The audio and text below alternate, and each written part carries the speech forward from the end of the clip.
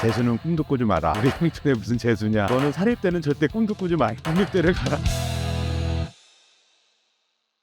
와니 토크의 첫 번째 주제는 인간 박완이에 대해서 이야기를 한번 해보면 좋을 것 같습니다. 박완이라고 하는 인간이 말이 좀 이상하네요, 그죠? 인간 박완이가 어떤 삶의 궤적을 가지고 지금 현재에 왔는지 뭐 그런 이야기들 나눠보면 좋을 것 같고요. 오늘은 유년기 그리고 이제 대학 시절까지 한번 함께 이야기 나눠봤으면 좋겠습니다. 의원님 바라보시는 사람들이 의원님 워낙 이제 귀티가 나니까 도시 사람인 줄 아시더라고요. 제가 귀티는 아니잖아요.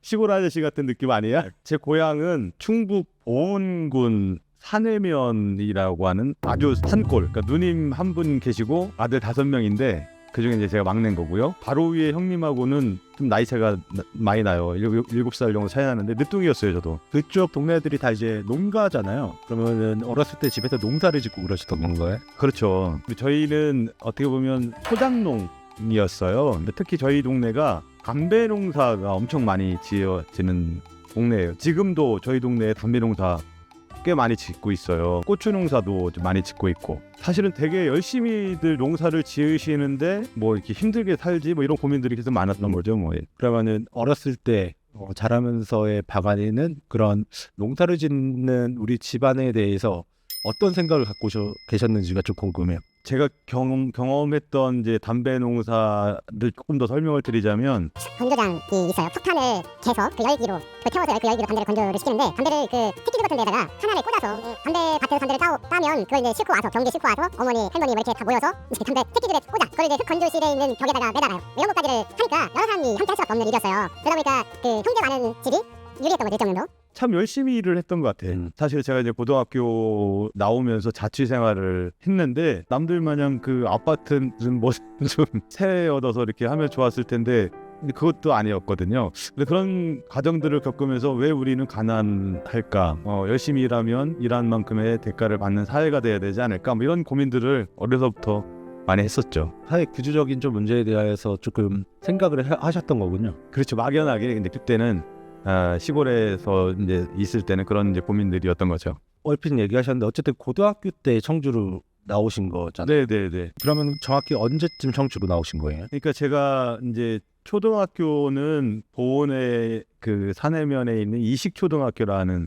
그때 국민학교였죠. 이식국민학교를 다녔고 부토학교가 아니고요. 아니 고등학교 아니고 일제시대 때도 아니고 그리고서 이제 중학교는 산해면에서 내북면으로 됐어요. 근데 우리 이제 산해면 분들은 대부분 중학교를 보은 읍내로 갔어요. 이식초등학교 다니는 학군만 내북 중학교 갔는데 우리 창리예요. 창리. 산화공장 있는 이제 동네 창리인데 거기서 이제 중학교 3년을 비가 오나 눈이 오나 자전거 타고 다녔어요. 그러다가 이제 고등학교를 청주로 유학을 그게 89년도였는데 자기가 어느 학교를 가고 싶다고 정해서 가는 게 아니라 그 당시에는 뺑뺑이 돌려서 다른 데를 하는 거였어요. 근데 제가 88년도 11월 달쯤이었나 담임 선생님이 저를 부르시더라고요. 청주 배정이 됐는데 너무 슬퍼하거나 하지 말라고. 왜요? 그랬더니 금천 종합고등학교에 배정이 됐다는 거예요. 금천 종합고 저 인문계 썼는데요. 근데 뭔 상황이었냐면 그 당시에 금천고등학교가 체육고등학교가 만들어지기 전이어서 체고랑 같이 합쳐져 있었어요. 그래서 금천 종합고등학교라면 나는 인문계 썼는데 왜 종합고로 보내십니까? 그래서 89년도에 제가 청주로 고등학교 배정을 받아서 나오게 됐죠. 89년도에 청주로 나와서 살기 시작하셨던 박완이 의원님께서 89년도에 태어난 임규식과 지금 현재 방송을 하고 계시고요. 어떻게 하다 보니까 여러분들께서는 지금 박완이의 와니 토크가 아니라 박완이의 그땐 그랬지게 보고 지금 89년도에 고등학교 생활에서 기억에 남는 에피소드 그때 그랬지 2탄으로 한번 가시죠. 그 시기가 제가 제 기억으로는 이제 전교조가 막 창립을 했던 시기였나? 하여간 뭐 그런 시기였던 것 같아요. 제 영어를 가르쳤던 선생님이 오황균 선생님이라고 전교조 충북 지부장님도 하시고 했던 전교조 선생님이 계셨고요. 그 선생님들로부터 우리 사회에 대한 문제, 중학교 때까지 왜 우리 집은 이렇게 가난할까, 뭐 이런 거 고민들이었는데 고등학교 오면서 그런 것들이 조금씩 이건 사회 구조의 문제구나라고 하는 것을 조금씩 이해하게 됐던 거죠. 이제 그런 이제 과정에서 선생님들께서 그런 역할을 좀 해주셨던 것 같아요. 특히 이제 그 시기에 주말에 고추심으로 내려오고 담배심으로 내려오려면 육거리에서 시내버스를 타고 금관까지 가서 내려요. 그러면 금관에서 시골집까지 한 40분 50분을 걸어서 산길을 막 올라가야 돼. 그래서 그 육거리에서 이제 버스표 끊을 때 신문을 하나 더 사는 거예요. 그 신문이 한겨레 신문이었지. 한겨레 신문을 버스 타고 오면서 계속 읽고 뭐 이렇게 하면서 자연스럽게 사회에 대한 이런 문제 의식들을 그 시기에 좀 많이 찾았던 것 같아요. 사실 그 당시에 신문이라는 것은 사회의 전반적인 것들을 새롭게 알 수 있고 어떻게 보면은 요즘 사람들이 보는 유튜브에다 새로운 정보를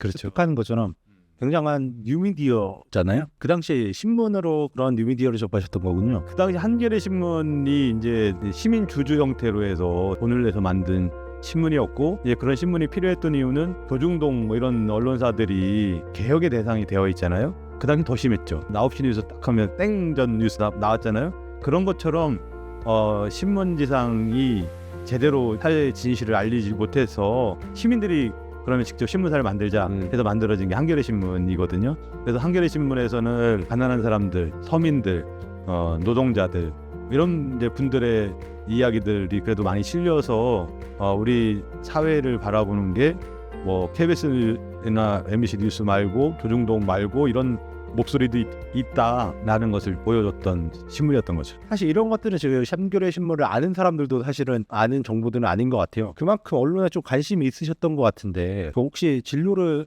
언론이나 기자 이런 것도 상상해 보신 적이 있으실까요? 사실은 고3 때 돈 잘 벌고 하려면 이과를 가라, 공대나 이런 데를 가라 이런 거였거든요. 참 고민을 많이 했어요. 전과를 하려고. 그러니까 문과로 전과를 하고 싶었는데 그게 잘 안 되더라고요. 그 당시에는. 신문방송학과를 가고 싶어 했어요. 서울로 진학하기에는 약간 부족하고 뭐 이런 상황들 재수까지도 해보려고 생각을 했었어요. 아버지 어머니께 큰형님께 가서 말씀을 드렸더니 재수는 꿈도 꾸지 마라. 우리 형편에 무슨 재수냐. 너는 사립대는 절대 꿈도 꾸지 마. 국립대를 가라. 그래서 사실은 이제 충북대 공대를 선택하게 됐죠.